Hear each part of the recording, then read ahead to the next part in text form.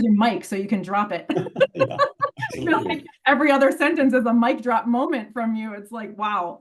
So I would say that whatever goal you have as an entrepreneur, whether it's freedom or it's more money or it's more impact or, be able to spend time with the people that you want to choose to be able to work with. I would say that a big part of it is really. So many of the listeners in our audience are beginner entrepreneurs. They're usually transitioning out of that typical 9 to 5. What are some tips that you would have for that? And I think whether you're a coach, you're an entrepreneur, you're aspiring to go on any of these paths, then I feel. And our guest is the world's #1 brain coach. He's the author of the New York Times bestseller Limitless. He's also the host of the Kwik Brain podcast. With well over 2 million followers on Instagram, his audience absolutely loves his hacks to enhance memory, speed reading, and brain health. Mr. Jim Kwik. Thank you so much, Danny and Brooke. I've been looking forward to this conversation. Thank you, everyone who's tuning in. First off, before we dive into it, you will be hosting a very special event, and we'll talk a little bit more about that later. But if you already want to check it out, you can go to thelimitlesslearner.com/Danny and Brooke. So, Jim, let's dive straight into it. You went from a boy with a broken brain to become the #1 brain coach in the world. Please share a little bit about your backstory with us. We would love to know, how did you transform some of your own learning challenges into this remarkable career of helping others to learn how to learn? Well, you could say my inspiration was my desperation. I, like many coaches, took my mess and turned it into my message. When people see me at live events, when I'm speaking, if there's time, I'll do a demonstration, or maybe 100 people in the audience will introduce themselves on the microphone, and I'll memorize all their names, or and I'll recite them forwards and backwards. But I tell people I don't do this to impress you. I really do this to express to you what's possible, because the truth is, every single one of you who are listening right now, you could do that too, and a lot more. We just weren't taught. School is a great place to learn what to learn. They teach you math, history, science, but there's zero classes really on how to learn. What's the process of learning? How do you focus? How do you concentrate? How do you remember? How do you read faster? How do you think more clearly? How do you do these things? And so when I was 5 years old, I had a traumatic brain injury. I was in kindergarten class. I took a bad fall and rushed. I was knocked unconscious, rushed to the emergency room, and I had processing issues. I was labeled learning disabled, and I had poor focus, poor memory. I'm sure a lot of people could relate. Everybody has different kinds of struggles. I would have these migraines every day when I was 5 and 6 years old. It took me 3 years longer just to learn how to read, and that was very embarrassing. So I had a lot of self-esteem issues, a lot of confidence issues. When I was 9 years old, I remember I was slowing down a class and I was being teased pretty harshly because I just didn't understand like the other kids understood. And teacher came to my defense. She pointed to me from the whole class and said, "Leave that kid alone. That's the boy with the broken brain." Wow. And that label really became my limit. Adults have to be very careful of their external words because they often become a child's internal words. So every time I did badly in school, which was all the time, every time I wasn't big for sports, all the time, I would say, "Oh, because I have the broken brain." So I struggled like that every moment of every day until I was about 18 years old. And when I was 18, I hit a really dark place. But then, when the student is ready, the teacher appears, and I found a mentor that turned me on to the incredible power of the mind. And I started really getting curious. I wanted to solve this question: how does my brain work so I can work my brain? Your brain is your #1 wealth building asset. It just doesn't come with an owner's manual, and it's not user friendly. That's why I wrote Limitless. And I want to thank everybody who supported that book. We sold a couple million copies the past few years. We donated all the proceeds to charity. We built schools in villages that don't have schools in Ghana, Guatemala, Kenya, and also we fund Alzheimer's research for women. Women are twice as likely to experience Alzheimer's than men. And we did that in memory of my grandmother, who was my superhero growing up. She took care of me, and she passed when I was just 7 years old. So I just want to remind everybody that your struggles can become strengths, that when you're challenged, it leads to change. And I found my mission, my dharma in life, which had a broken brain. I was a slow learner, so I want people to have better, brighter brains, no brain left behind, and I want them to be able to learn quicker. And I think whether you're a coach, you're an entrepreneur, you're aspiring to go on any of these paths, then I feel learning how to learn is the most important skill to get good at today. Because when you can learn how to focus and concentrate and remember and think and read and understand, what can you apply that to? Everything. You become a limitless learner, right? And you can apply that towards money, management, mentorship, marketing, Mandarin, music, everything in your life gets a lot easier. And so I think the faster you learn, the faster you earn today, because knowledge today is not only power, knowledge is profit. And that's the nature of our work. So we want to bring that to the world. And that's what this event, the Limitless Learner, it's a free event that we're doing for 3 straight days in this very fancy Tony Robbins kind of studio. And it's going to be a blast. We're making it free because we really want to democratize this and make this available to the world. People after going through it, they'll feel like they got thousands and thousands of dollars of real practical value, strategies and tools that they can immediately apply to level up their learning in life. But that's part of our mission. Your story is just incredible and so inspiring. And you said this quote that I absolutely love, and it's your brain is your number one wealth building asset. Yeah. And can you elaborate a little bit more? It's like, because there is so much power in understanding that. And I think it's really overlooked how our knowledge really can be turned into profit. And so I would just love to hear from you, like your thoughts about that quote, because I absolutely love it. It's in my journal. Oh, thank you, Brooke. I mean, it's just interesting if you look at history. It's not like back in the agricultural age or in the industrial age, where we're mapping out thousands of years or hundreds of years. Back then, our value in society really was our brute strength. Today, it's our brain strength. No longer is it our muscle power. Today, it's our mind power. And everybody who's listening, regardless of your age or stage of life, independent of your background or your career path, or if you're in school, if you're a parent, just your ability to really master your mind is really, I feel like it's your greatest wealth. And we upgrade our technology all the time, right? You upgrade the latest Zoom or the latest apps, you get the new phone. But when's the last time we took time to upgrade the most important technology that has created all technology, which is our brain? And our ability to focus, definitely impacts our ability, our income, our influence, the impact that we have, our ability to solve problems, which is one of the big strengths and superpowers of our brain, our ability to remember things. If you could easily remember client information or product information, for those who give public speeches, to be able to memorize their presentations without having to refer to a teleprompter or notes. We really are in this expert economy, right? We live in the millennium of the mind. And so, yeah, I really think our brains are our number one wealth building asset. And just like anything, it grows through practice. It grows through, and I really think there's no such thing as a good or bad brain. There's a trained brain and an untrained brain. And so what we're going to do for those few days is show people how to train their mind so they could have better focus, so they could be less distracted, so they could be less forgetful, they could be less overloaded. They could catch up, keep up, and get ahead with all. I mean, you go out there and buy a book, and how many people have books and they just sit on your shelf unread, and it becomes shelf help, not self-help, right?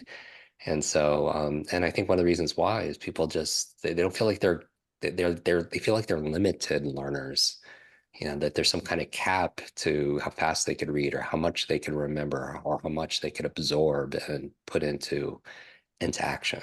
So yeah, this event really is about transcending. It's about ending the trance, this mass hypnosis, the marketing or media that says that, like that teacher, like that says you're broken or you're not enough, or you need to be fixed. And our message is that we could redraw the borders and boundaries of really what's possible. And we'll show you exactly the tools of, let me see, I'm 51. I've been doing this for 32 years now. And so we have students, we have the largest online academy in the world of accelerated learning, students in every country, and we get a lot of feedback. And I could tell you that your brain is not fixed like your shoe size. It could absolutely, you can grow older, but you can grow better. I think one of the most powerful things you said in there was that, you know, people, they upgrade their phone, but they don't take the time to upgrade their own mind. Like that really just like hit me, like that really anchored it in, you know, like everybody really should be investing in upgrading their software in their mind, right? It makes so much sense. The work you do is so important, and I absolutely love this. So many of the listeners in our audience are beginner entrepreneurs. They're usually transitioning out of that typical 9-to-5 employee mindset and shifting to become an entrepreneur. What do you think are the essential mindset shifts, and what are some tips that you would have for that? Yeah, so I would say that whatever goal you have as an entrepreneur, you know, whether it's freedom or it's more money or it's more impact or you know, be able to spend time with the people that you want to choose to be able to work with. I would say that a big part of it is really understanding that if you change your brain, you change your life. You change your brain, you change your business. You change your bank account also as well. The wealthiest people see photos if we're connected on social media, and they see me with Oprah or Elon Musk or Richard Branson or Buffett or whoever. People always ask how we connected or how we bonded, and I'll tell you, we bonded over our love of learning. We bonded over books often, right? Because leaders are readers. You read to succeed. If somebody has decades of experience and they put it into a book, and you can sit down in a few days and read that book, you can download decades into days, which is a huge advantage. Imagine being able to read a book a week, let's say 52 books a year. That could be not just skim or scan, but really read it. I mean, what could you become an expert in, right? You could have a PhD or an MBA in any subject.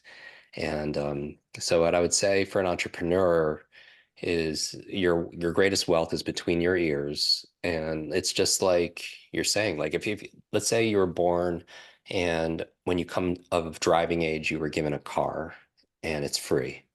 But the only thing is that's your car for the rest of your life. How well would you maintain that car? And then when we're born with a vehicle also called our body, and part of our body is our brain, and it's the only one we have in this lifetime. So how well should we maintain it and care for it? And if people are watching this on video, I always have a brain on my shirt and photos. I'm always pointing to my brain because I just want to just remind people what you see, you take care of because it's in your awareness, and like you see your clothing or your skin or you see your car because it's when it's deteriorating, right? But you don't see the thing that takes care of us, which is the brain. So I'm always trying to like get people to really understand their brain in a way that's not too sciencey. Everything we teach is science based, so it has a lot of efficacy. But it would be I would say for an entrepreneur, love your brain, know your brain, and most of all, use your brain. And we use 100% of our brain. We all do, just like we use 100% of our body. But some people just, their bodies are just more trained, they're more fit, they have more energy. And as a brain coach, that's what I do. It's like a personal trainer will make your body more fit and they'll help you become stronger, more flexible, more pliable, more energized, make you faster. Well, I want your brain to have all those characteristics. I want you to be mentally sharper and stronger. I want your thinking to be more pliable. I want your problem solving to be quicker, right? I want your memory to have greater endurance and all of that. So, we know about 1/3 of our brain's performance is predetermined by genetics and biology, but 2/3 is in your influence. So what we're going to share during the Limitless Learner is really giving you an owner's manual for your brain. Like, what are the best habits to have your best brain? What are the best brain foods? How do you optimize your sleep? And we're flying in some of the world's top experts, people I've learned from personally. And I really wish all of this was taught back in school or taught at your job. It would have made life a lot not only easier but more enjoyable. Jim, before I started following your work, and I absolutely love Limitless, get his book, the expanded edition. It came out this year, and there's so much beauty in there. And I have to say that a lot of myths are out there, a lot of like false beliefs that you're debunking. And you just touched upon a number of these things. Like you basically said, like we use 100% of our brains. Now, most people, as you write in your book, they believe that you only use a fraction, like it's 10% of your brain, right? And what I feel that everybody, and please listen to this, because I really feel that this is super important, is that we invest in our relationship, right? In a better relationship. We invest in our health. We invest to advance our businesses. There's so many, we all have our vision boards and all of that. But honestly, before I started following Jim's work, I never thought that I should be investing in my brain. And I think a lot of listeners are out there. It's like, it sounds a little bit technical, like, why should you actually be investing in your brain? And, we were in school, I don't know about your school education, but like I was bored out of my mind in school. So my image of learning, when I really reflected on your book, I was like, actually I have some really false beliefs around not really finding enjoyment in learning. Yeah. What do you see there? Do you see that happening with more people? Or like, why is this so important? Because I don't think people are getting that.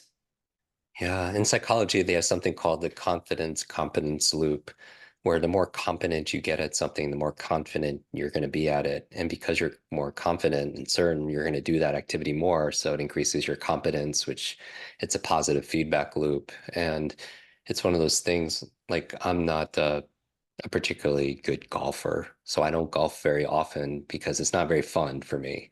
It's frustrating. I'm not, it's, but when you're better at something, you do it more often. And same thing comes with learning. But the idea here is like, if you go to somebody, a teammate, your spouse, your kids, and say, hey, focus on this, you really got to study this. That's like going to somebody saying, play the ukulele, who's never had any training or education on how to play the ukulele. We just assume you know how to focus or solve problems or be creative or motivated or change your mindset or read faster, right?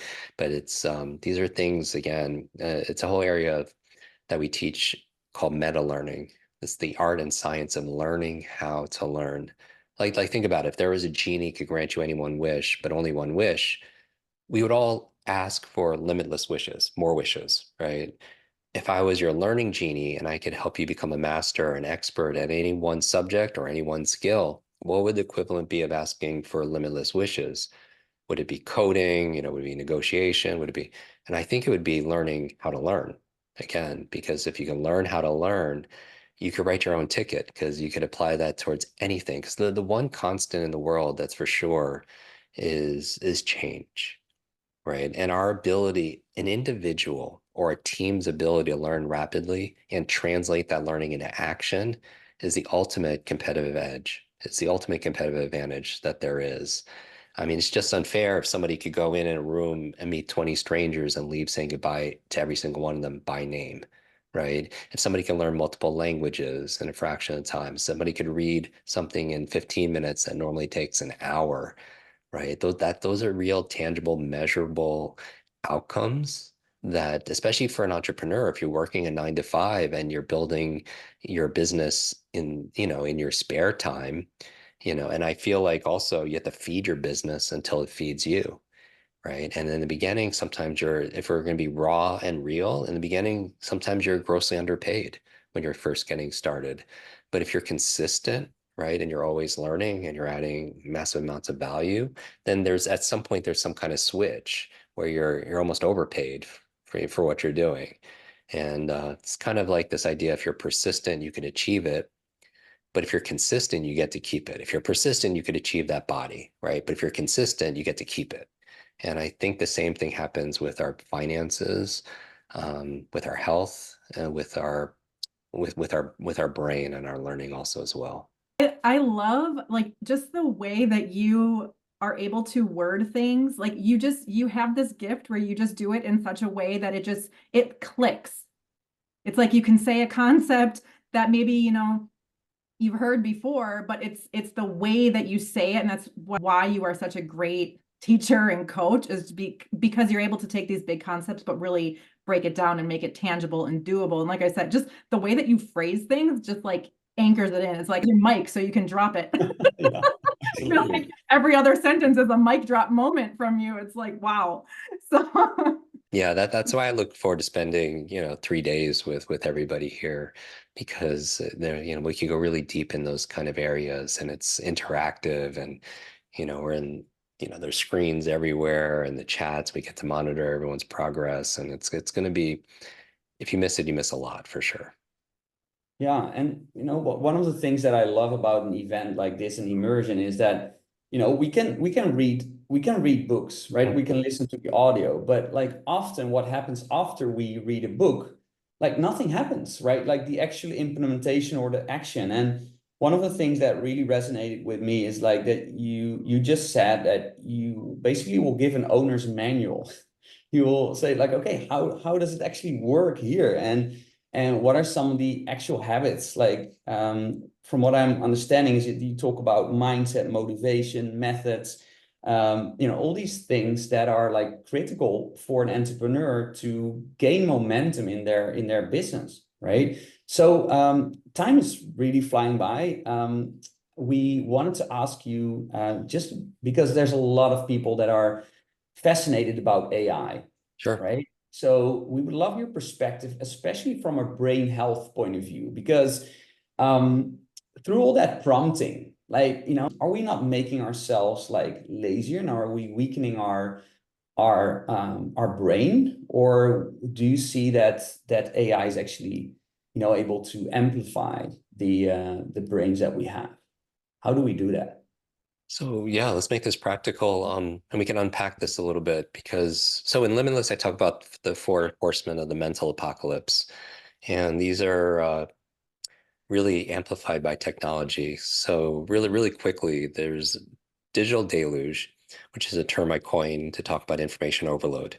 You feel like you're drowning in information just to keep up with all the emails and social media and all the research and all the books for your field, masterminds and conferences and podcasts. It feels like we're taking a sip of water out of a fire hose. And so the amount of information, we train at some of the biggest companies in the world. We do mental fitness, brain training at Google, at Nike, at Facebook, at SpaceX, Harvard. I mean, we were doing a program at Google, and the chairman there the previous chairman had a quote that says the amount of information that's been created since human beings were on the planet to the year 2003, maybe a couple decades ago, that amount of information now is created in just 2 days online with today's technology. You think about YouTube and podcasts and social media, there's just so much information. So the amount of information is doubling at dizzying speeds, but how we learn it hasn't changed. Yeah. And so that growing gap, it creates, we're talking about mental health, it creates the information anxiety, it creates higher blood pressure, compression of leisure time, more sleeplessness. So that's why at this event, we're going to teach you how to be able to close that gap by reading faster, by learning faster. The second one is something called digital distraction, which I know everybody is familiar with. How do you maintain your concentration, which is so important to get things done in a world full of rings and pings and dings and app notifications, social media alerts, every like, share, comment, cat video is just driving us to distraction. So, we have a one session over those 3 days specifically talking about how to master your focus and concentration. And then there's, besides digital deluge, digital distraction, is digital dementia. And I'll get to the AI in the next one. Digital dementia is a term in healthcare where we're so dependent and reliant on technology to remember things for you. I mean, you think about your phone keeping your calendar, it keeps your to-dos, it keeps phone number. I mean, how many phone numbers did the two of you know growing up compared to how many you know today? Right? Most people remember all of them back then, and now Yeah. you count on one hand how many you know currently. And not that I want to memorize 1,000 phone numbers. I do these Still kind have to ask my wife for a number, to be of honest. right. So like on stage, I'll memorize like 100 numbers or whatever, but not that I want to memorize them, but it should be very concerning. We've lost the ability to remember one phone number or a PIN number or passcode. I mean, I believe two of the most costly words for entrepreneurs are "I forgot."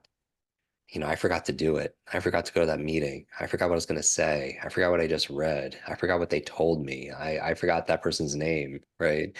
And every time you have those thoughts, you lose trust. You could hurt a relationship. You could kill a sale. You waste time also as well. So that's why the biggest focus of those 3 days is memory improvement, because memory is a magnifier. It can actually make you money. Again, when you can remember names and faces and client information and facts about your product, service, give speeches or sales, make sales videos without using anything, just a camera just from your mind.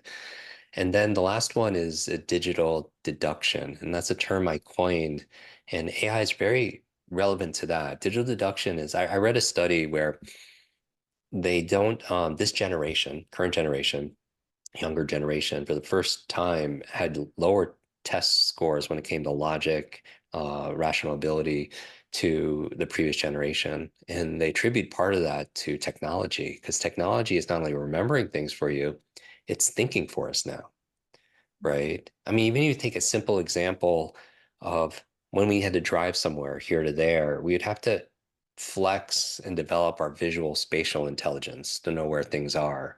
But today you have a GPS on your phone, some kind of map that's in your phone, and you don't even have to think about it. And technology, I'm very pro technology. It allows this conversation to happen, right? Technology is amazing. It's just really how it's applied. And so technology is very convenient, but you don't want to be crippling.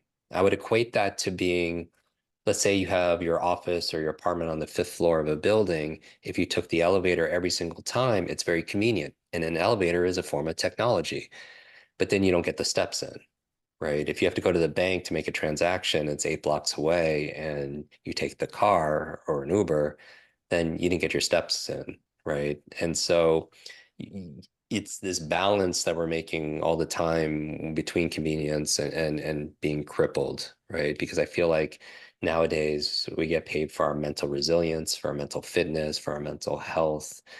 And technology is a great tool for us to use, but if the technology uses us, then we become the tool. When it comes to AI, we're doing a whole section on those 3 days on how to use AI to enhance your HI, your human intelligence. So simple things to accelerate your learning. For example, if we talk about neuroplasticity, and somebody doesn't know what that is, they could go, which is your brain's ability to adapt and make new connections with novelty and makes you smarter and faster. But if somebody doesn't know, they could go into a chat program, an AI program, and say, explain to me neuroplasticity as if I'm 10 years old, and explain it to me in an entertaining, enjoyable way, right? And it'll give you some kind of baseline. You mentioned we have a podcast, and I like to read physical books because I don't need another excuse to be on a screen. But sometimes if I'm interviewing an expert who has a book and I don't get the book in time or it gets lost in the mail, I can go into an AI program and say, summarize this book for me, right? And it's a faster way to learn, at least get some of the fundamentals. Or it could be a creative partner. I could ask it, hey, I'm interviewing this individual. Please propose 10 unique questions that this author hasn't been asked before that our specific audience would appreciate, right? And it allows me to have a creative partner. I don't have to take anything verbatim, but it allows us to kind of collaborate and build on it. And so all the techniques we teach in Limitless, in the book, memory of palaces, mind mapping, you can go in and use AI to say, hey, I need to memorize this speech. Can you build me a memory palace for it? Right. So I can easily visualize it and make it into a story so I can easily remember and retain it. So yeah, there are literally limitless applications of using AI to make your life a little bit easier.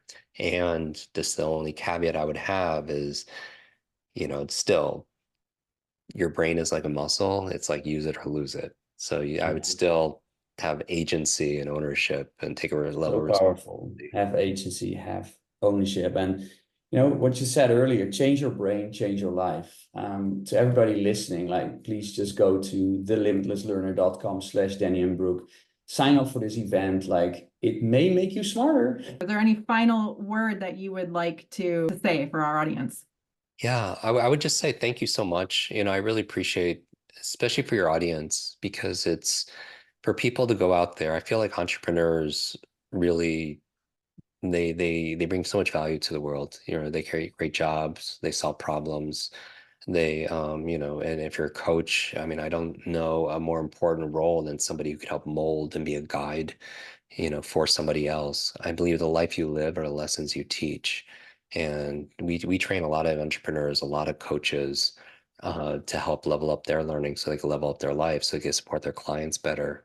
And then you're going to learn so many strategies during the Limitless Learner on how to teach and coach also. Because again, if you want your business to grow, your brain has to grow, your mind has to grow. And I truly believe that there's a version of yourself that's patiently waiting. And the goal is we show up every single day until we're introduced. So we're going to redraw the borders and boundaries of what's possible. So many people, out of fear of the current situation of the world, they shrink their dreams to fit their, you know, their mind, when maybe instead we could expand our mind together to fit all those bold, audacious dreams. Wow, so amazing. If you want your business to grow, you have to grow your brain, right? Your brain must grow. How incredible. Well, Jim Kwik, we are so honored to have you today. You are amazing. Thank you, Jim Kwik. Yeah, Danny and Brooke, thank you so much. A real pleasure. Thank you.